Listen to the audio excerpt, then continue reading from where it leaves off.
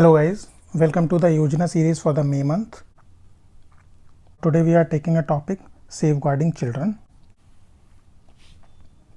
So why this has become important is कि अभी जो कोविड के टाइम पे ना what happened during the COVID time, many children has lost their parents.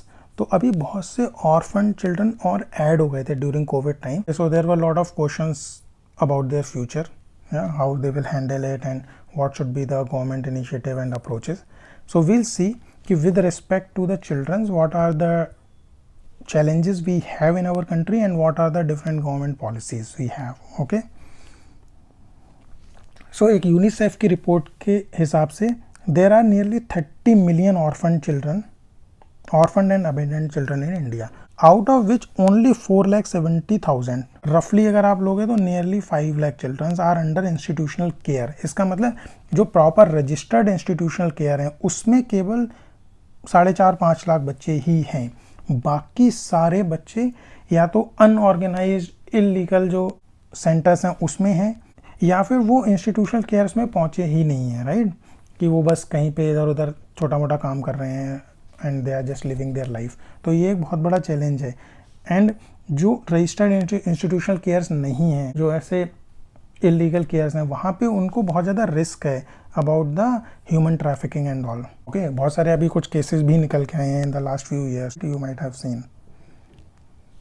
तो अब क्या है कि only fraction of them find their way to family care. इसका मतलब कि बहुत इनमें से बहुत कम बच्चे होते हैं जो किसी फैमिली के पास फाइनली पहुंचते हैं, विच मीन्स कि adoption rate is very low.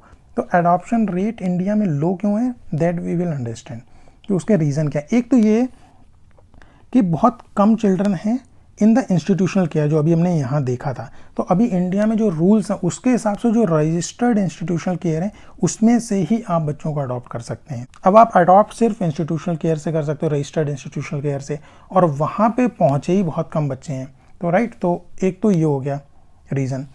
दूसरा, disability and adoption is a big reason.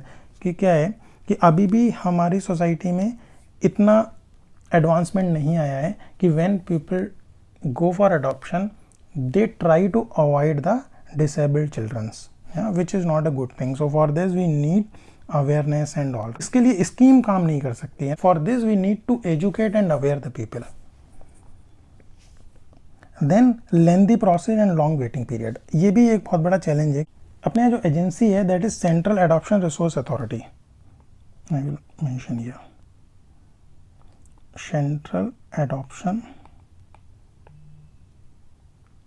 Resource Agency. So it monitors and regulate in-country adoption as well as inter-country adoption. So the rule is in line with the Hague Convention on Inter-Country Adoption. So you can note down there is a Hague Convention. No need to go into detail. बस ये कि एक Hague convention है जो international inter country adoption है कि आप दूसरे कंट्री से बच्चों को अडॉप्ट करने के लिए क्या गाइडलाइंस होनी चाहिए. So it is following that. So that's all for the May month योजना.